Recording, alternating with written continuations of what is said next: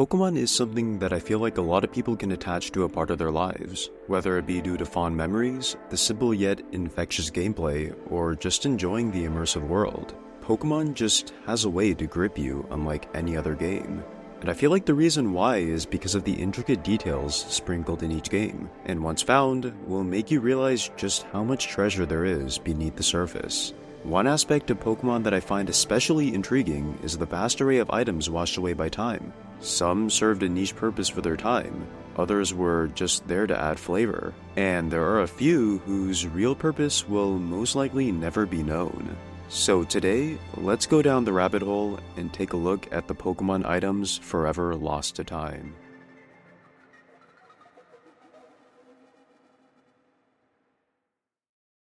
Held items. Ever since their introduction in Generation 2, they've become one of the most iconic parts of competitive Pokemon battling, diversifying the game like never before.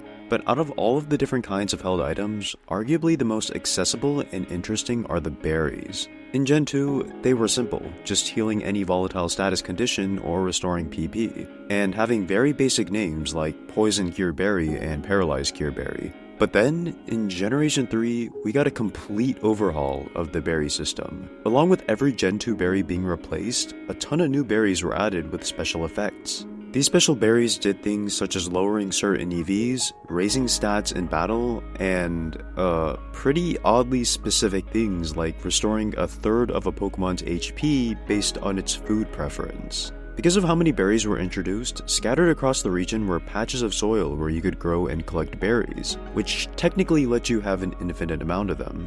Most berries could be obtained through normal gameplay, but there are a select few that range from being nearly impossible to obtain to being completely unobtainable in their introductory games. The most famous of these is the Lychee Berry, with the only one in the entire region being found on an island with a 1 in 65,535 chance of being encountered. But there are a few more obscure ones. A handful of others are just no longer obtainable, only being distributed through event Pokemon holding the berries. And of course, there's the Enigma Berry, only obtainable through the strange method of first owning a Japanese version of Pokemon Ruby or Sapphire, then scanning an e-reader card for one of the Japan-exclusive berries, and then finally transferring the berry to Pokemon Box, which, as I talked about before, is one of the rarest Pokemon games of all time. But the true enigmas are the two strangest berries, which are excruciatingly difficult to get in their own way due to requiring pure skill and dedication rather than just luck: the Landsat and Starf berries. If you want to get both, you'll need to defeat all 7 Frontier Brains twice, and if you've ever played through the Battle Frontier in Emerald, you'll know just how monstrous of a task this is. The weirdest part is, the effects they give aren't anywhere near worth the time.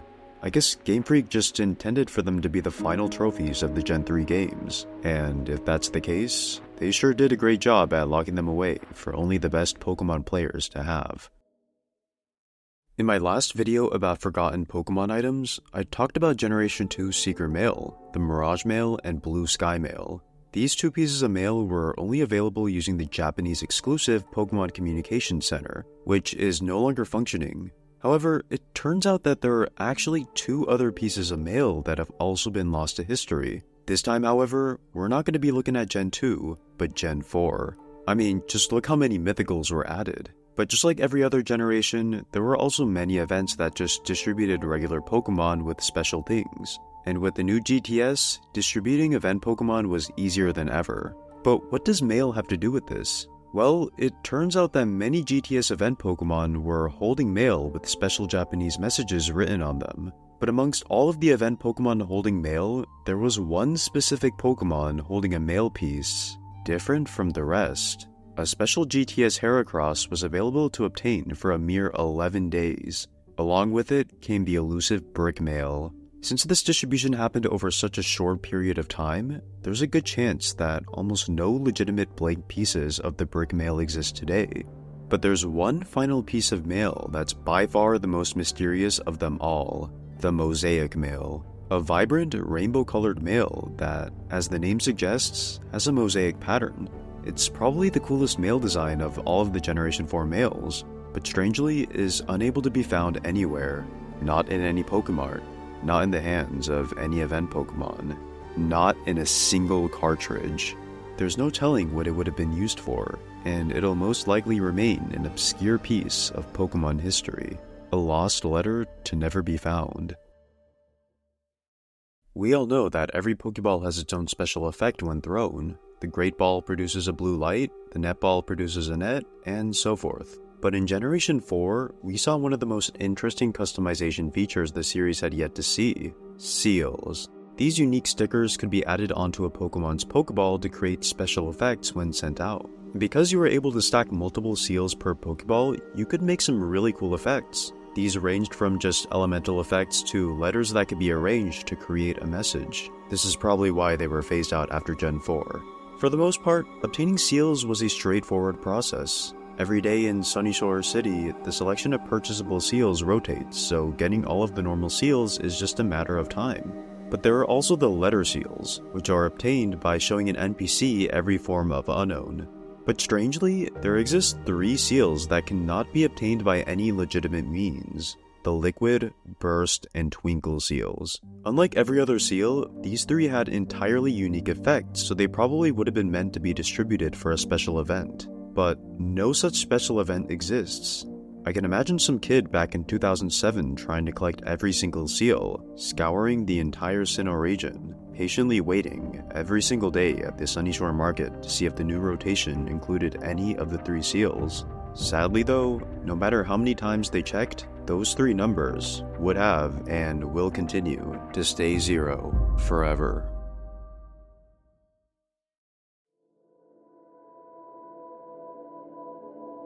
As I mentioned earlier, Generation 4 was a very event-heavy period for Pokemon. The advent of the GTS made distributions far more accessible than ever before, and it seems like they were planning on making Gen 4 a big generation event-wise since it features the largest amount of new mythical Pokemon. However, Game Freak might have been a little too ambitious with their goals, because hidden deep within the game's code are a group of event items that never got to see the light of day.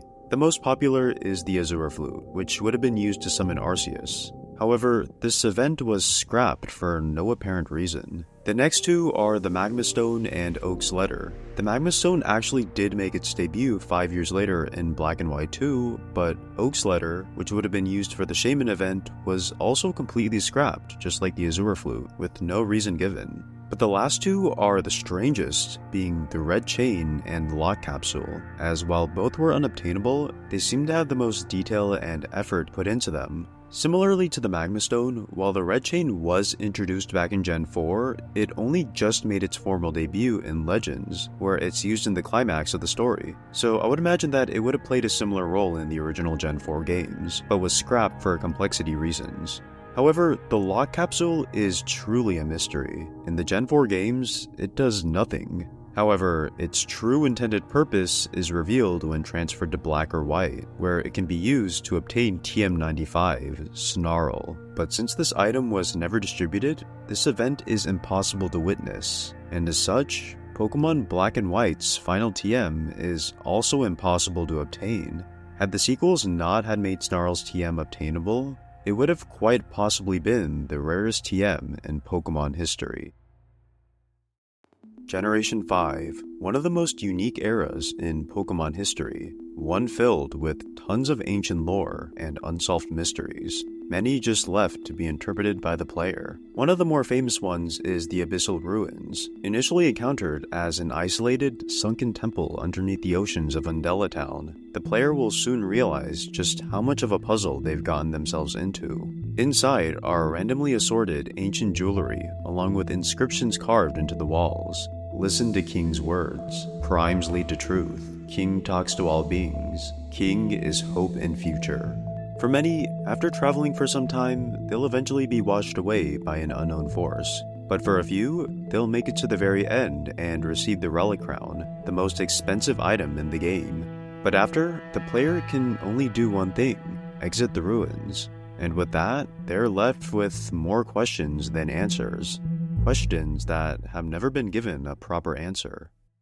But what I'm focused on is the true mystery of Unova, the most mysterious lost item to possibly ever exist in Pokemon. It's something so simple, so unassuming, but its mere existence brings up so many questions about Gen 5's true lore. I'm talking about the God Stone. It has almost no background behind it, with its description being just a rare stone. So rare, in fact, that it's only able to be found in the game's code. It shares an uncanny resemblance with the Dark and Light Stones, the items used to summon Zekrom or Reshiram depending on your game version. So it could follow that the Godstone's purpose was to summon Kyurem, or maybe even something related to the original dragon discussed in Gen 5 folklore. But because of how short Generation 5 was, we never got a proper answer to this, along with so many other mysteries. And that's the unfortunate thing about these games. As rich as Generation 5's lore was, even with sequels, there were so many questions left unanswered. It almost feels like Game Freak just decided to completely drop it as soon as Generation 6 came around. However, with Pokemon Legends ZA being announced recently, I feel like we could possibly finally have a tiny shred of hope, a tiny flicker at the end of the tunnel. Maybe sometime in the near future, we can finally get the proper closure Unova needs. Unfortunately, for now, we're left to ponder in a sea of endless questions. But in a way, this ambiguity feels like the waves keeping the story alive.